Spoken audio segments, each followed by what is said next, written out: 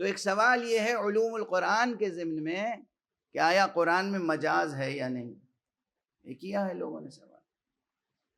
اور بہت بعض حضرات متشدد ہیں اس معاملے میں کہ قرآن میں مجاز نہیں ہے، جو کچھ ہے سب بربناء حقیقت ہے.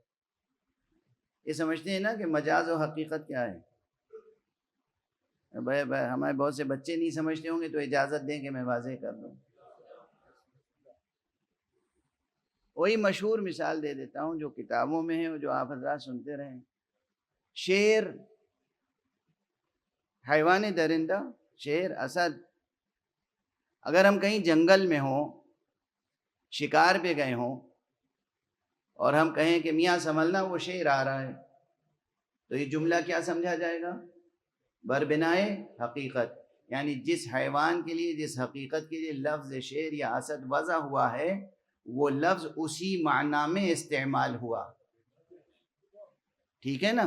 وہ ہے بربنائے حقیقت. اب یہاں مجلس ہے، یہاں دور دور تک کہیں امکان نہیں ہے کہ وہ حیوان درندہ آ جائے اور ہم لوگ کہیں کسی علمی مسئلے میں محو گفتگو ہوں اور ایک دم سے میں کہوں کہ اب آ گیا شیر،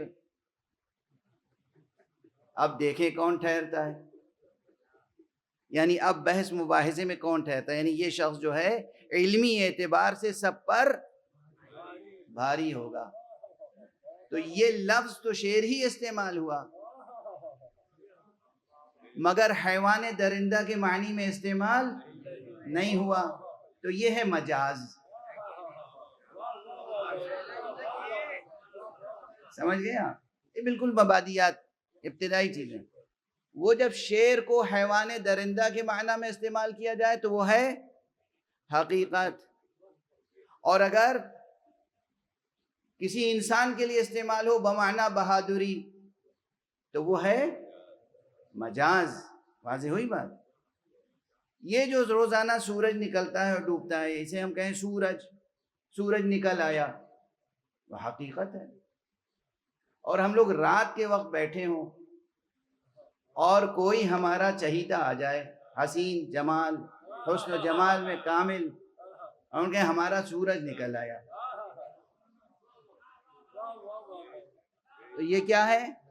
مجاز.